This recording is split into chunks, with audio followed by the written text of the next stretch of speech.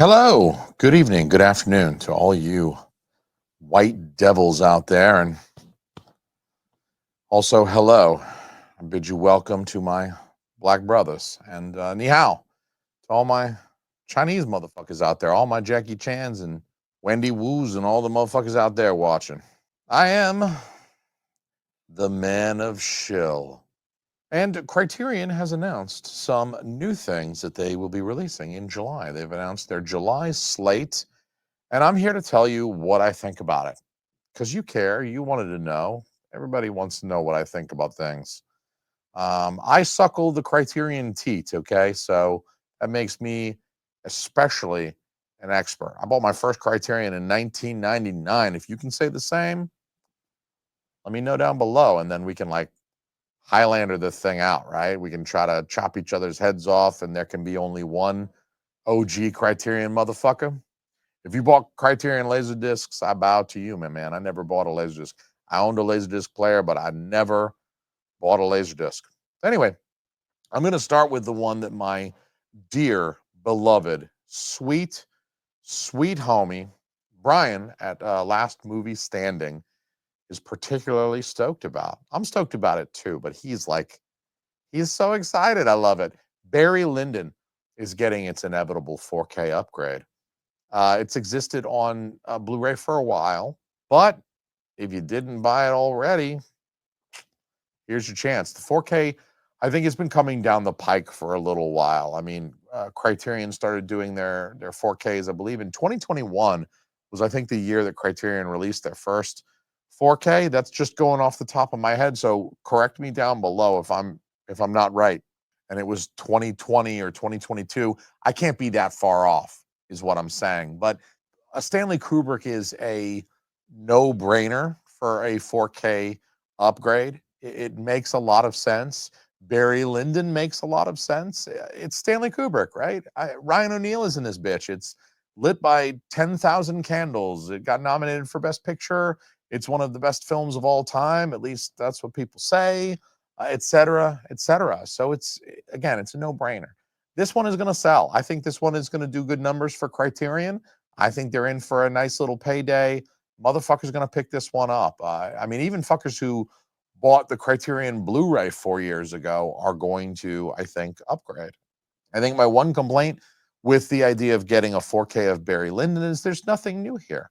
They're doing all the same special features. There's no upgrade to the bonus features, which Criterion, it's very common for Criterion. Even when they release a 4K 3, 4, 5 years later, after having released it on Blu-ray, they don't often offer up new special features to entice people to buy the 4K. Yes, it will likely look nicer, but in many cases, the scan was already 4K for the Blu-ray. A lot of the Criterion Blu-rays look quite good. I'm the owner of a many number of Criterion Blu-rays, and I will attest that I have never had a problem with Criterion Blu-ray. I've found them all to look quite good, but I will say I am a little bit disappointed that even years go by. They released the Seven Samurai on Blu-ray in like 2012 or something like that. I think they really did wait about 12 years to do the 4K upgrade. So, when there's a large period of time like that, even for Barry Lyndon, I think it's something like 5 or 6 years in between the release of the Blu-ray and now the release of the 4K.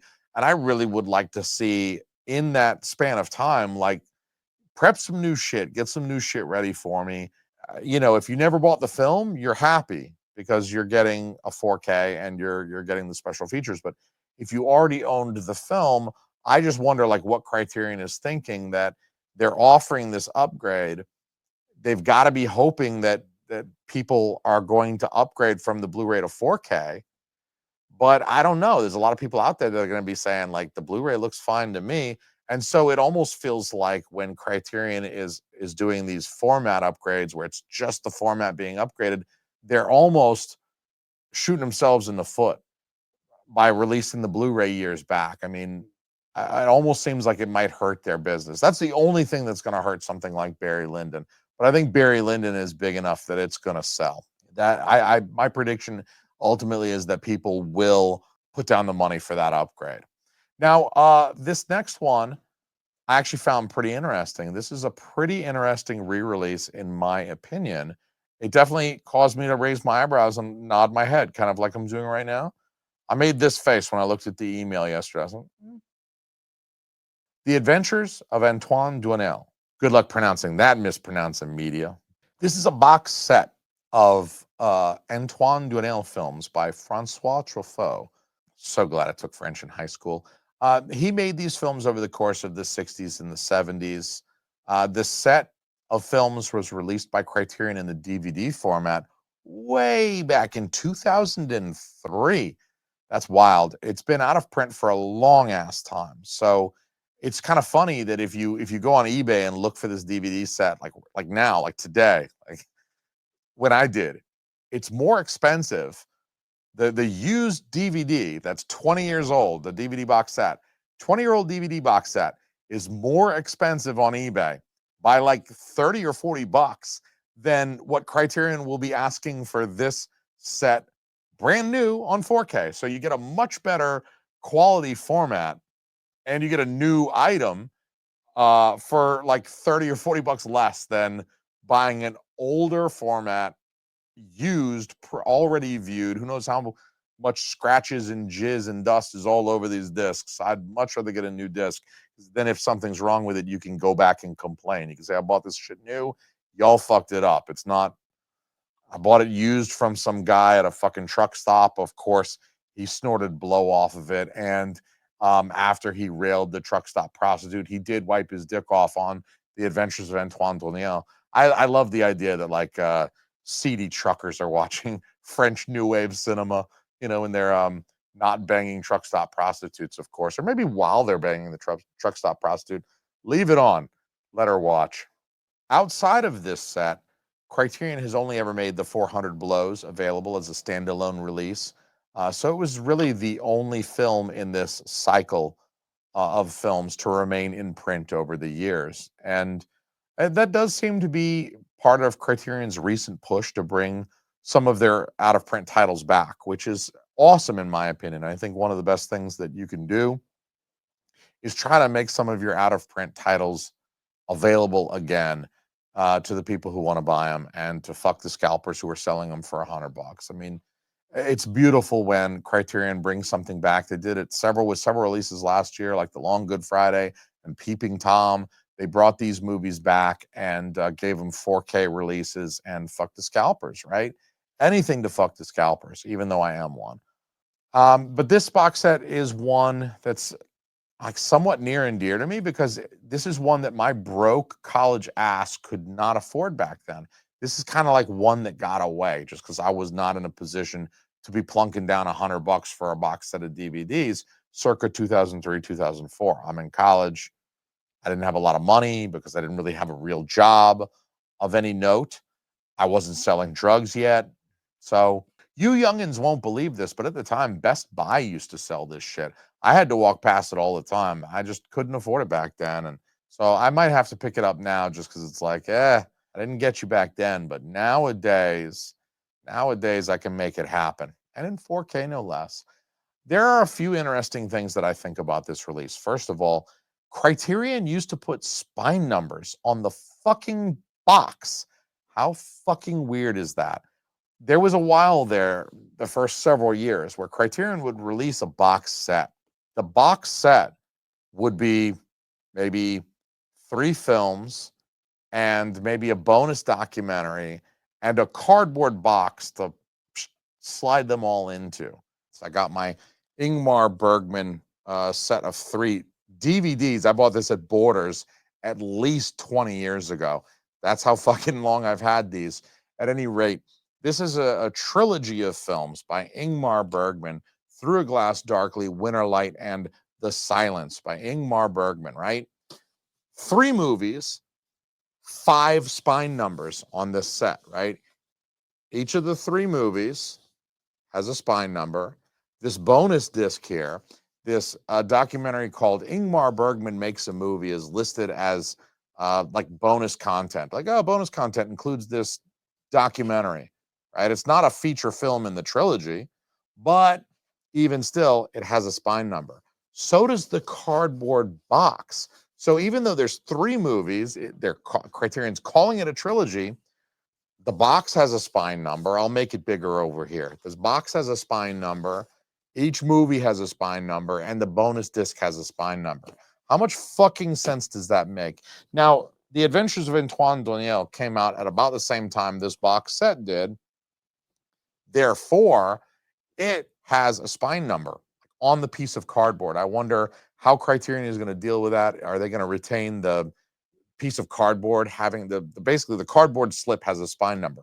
So Criterion kind of has an inflated number. Like you look at their number you look at like the most recent spine number and you think, oh fuck, they got like almost 1,500 films in their collection, but they don't, right? Because some of those spine numbers are cardboard and some of those spine numbers are bonus discs. And I think that was cheap. Now, nowadays, what Criterion does is if they release a box set of films like the Jackie Chan, they release this box set, and instead of giving a spine number to each of the Jackie Chan, I think there's 5 films in there, instead of giving a spine number to each of the Jackie Chan films and one to the box, sorry, I had to switch mics. My wireless one died. The audio just got better, actually, because my wireless shit died. Now I'm on my way more expensive microphone. So what Criterion did for the Jackie Chan box set is they just gave the box set a number. They don't need to number the individual films therein because those films are only available in the box set. You can't buy them individually. It makes more sense that way. They did the same thing with the Once Upon a Time in China box set, with the Bruce Lee box set. Instead of numbering each individual film, give the release a single spine number, because that's the only way you can get those movies is by buying the box set. Now, the second thing about the Adventures of Antoine Doinel that I don't like the art on this box. It's supposed to look like a suitcase, obviously. It kind of does look like a suitcase, especially when you see the other sides, like it's a wraparound suitcase imagery. It looks like a suitcase. However, suitcases are largely uninteresting, especially when they're just brown and they're not like adorned with interesting artwork or graffiti or fun stickers or anything like that. It's just a fucking suitcase. It's kind of a wasted opportunity, in my opinion. And it can't have been that hard to produce either. Maybe it was, maybe I'm wrong, but this strikes me as pretty low effort. And there's just nothing interesting to look at here. There's so much good artwork in the Criterion Collection that you can just like look at, that you would hang on your wall. Would anybody hang this on their wall? That's not artwork. If there's not one person that would hang it on their wall, and you wouldn't, don't fucking lie to me and tell me you would, because you wouldn't. It's the image of a fucking trunk. It's a suitcase. You're not putting that on your wall. You have limited wall space, and you have to explain to your wife why the fuck you're putting that on your wall. You're not going to do it. And the releases inside are like equally kind of stupid, in my opinion. They're just like a series of like the shirt, like, oh, he wears this blazer in this movie. This is the shirt he wears in Stolen Kisses a lot. So we're going to put this in like, it's as lazy as the American Gigolo artwork, in my opinion. It's just lazy. It's not good artwork. There's nothing compelling about it. I don't want to put this on my wall. It's the image of a V-neck sweater.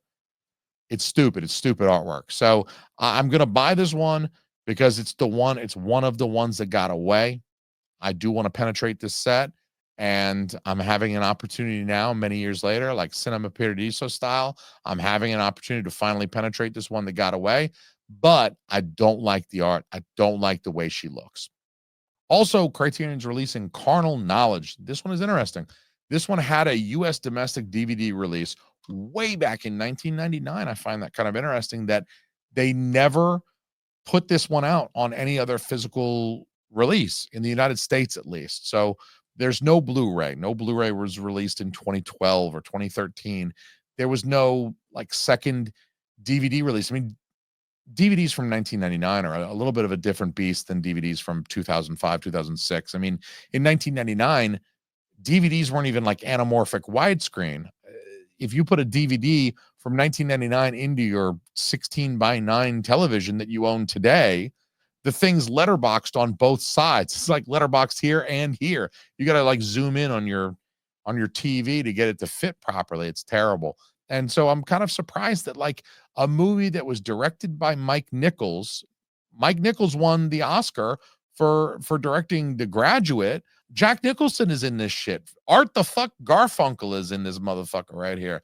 It's sort of mind-blowing to me that it was never re-released on like a better like anamorphic DVD or a Blu-ray, given this film's pedigree. Like I said, Criterion had previously released Carnal Knowledge on Laserdisc way back in the day. I don't know what year that came out, and I couldn't be bothered to look it up. So, but so now it's back. Criterion's bringing it back to us in the latest and greatest format, something like 30 years later. I mean, it had to be 30 years ago at least, maybe 35 that Criterion put it out on Laserdisc. It'd be cool to see more Mike Nichols in the collection, I think. I mean, Mike Nichols continued to work throughout the 80s and 90s. It would really be cool to see some more of his oeuvre. Criterion has already put out some of his work, like The Graduate that I just mentioned. So, I mean, he's no stranger to the Criterion Collection, is what I'm trying to say. Now, there's a film also being released called You Can Count on Me. It stars Laura Linney, Mark Ruffalo. They both play siblings, like a brother and sister duo. And this film came out in 2000. So it's like 25 years old now. I look at it, I'm like, oh, it's not an old film. And like, you know, I'm sure there's some 20-year-old kid that looks at it and he's like, it's one of these old movies. No, fuck you. So this one is directed by Kenneth Lonergan. This is the guy who directed Manchester by the Sea. He doesn't have a long filmography of like tons. I think he's only got like 3, maybe 4 films directed, but the stuff that he's made is pretty well reputed. I haven't seen You Can Count on Me, so I really don't have much to say about this film. It looks kind of interesting. I mean, I'm sort of interested based on, you know, he directed Manchester by the Sea. That's the one that Casey Affleck won the Academy Award for, right? Am I remembering that correctly? Anyway, I haven't seen this one, so I'm not going to talk shit.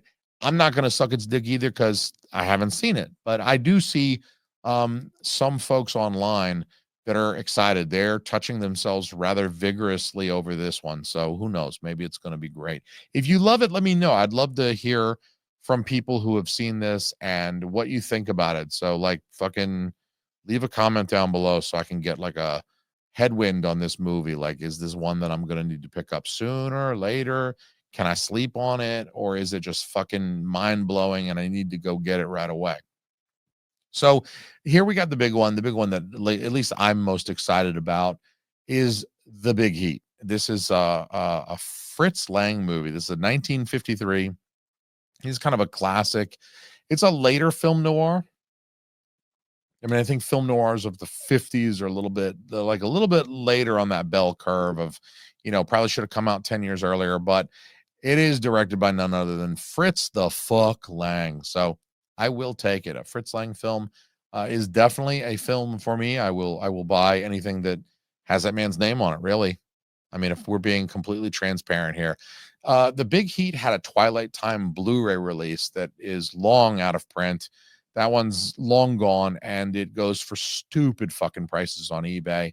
So this 4K is very welcome as far as I'm concerned. I do hate it when a film goes out of print and the only option is to try to buy the latest format, you know, a single disc release in a blue Amaray case for $115. Go fuck yourself. I absolutely hate that people have the balls to ask you to give them $115 for a movie that ought to cost $20. And so Criterion bringing it back and giving it a 4K release, that's a good deal in my book. You'll be able to get this one for like $25 during a Barnes and Noble sale. So who's going to complain about that? You can get the Blu-ray, the Twilight Time Blu-ray for $100 more, or you could pay $100 less, get this one for $25 during the Barnes and Noble sale. You already know what I'm going to be doing. This is like an immediate purchase for me. As far as I'm concerned, I mean, this is one that I'm looking forward to revisiting. I believe I watched this for an assignment or a paper when I was in film school, like 2003, 2004, like somewhere in that neighborhood. I think I remember watching it in my apartment at the time. So I was watching it kind of like on my own time, on my own dime, but it was for some like grander project that I was working on at the time. And so like I haven't seen it all the way through since then. I think I caught bits and pieces on TCM. You know, they show shit like that, and you know, so when you catch it, it's like I'll watch the last half hour, sure, but I'm looking forward to revisiting the whole thing on a 4K format, a more modern format. So I'm looking forward to that. I think solid month. I also saw some people online complaining about July for Criterion, saying it's not a great month, but I don't know. It's a pretty solid month. They're definitely going to get some of my money this month with the 4K of Barry Lyndon. I'm going to eventually get that the box set of the Antoine Doinel films. I don't think those are like huge sellers for Criterion, so you know, I'm probably going to pick that one up sooner rather than later, because if it's not a huge seller, you know, who knows how long they're going to keep that license in print. So, you know, I think the strategery is to try and get on the release before it goes out of print and becomes just stupid. How fucking dumb would that be if I missed it twice? You know, like if you miss it once because you're a broke college kid, okay, people feel sorry for me then. But if I miss it twice, don't feel sorry for me at all. That's my fucking fault for missing it twice, and I deserve to pay $300 or some dumb shit on eBay for it. But I'm not gonna let that happen. So anyway, I'm reasonably excited enough about purchasing at least 3 out of the 5. Carnal Knowledge I'll get around to as well at some point. But anyway, let me know. What are you excited about? What are you flicking your bean over in July? Hit me up. Deuces, motherfucker.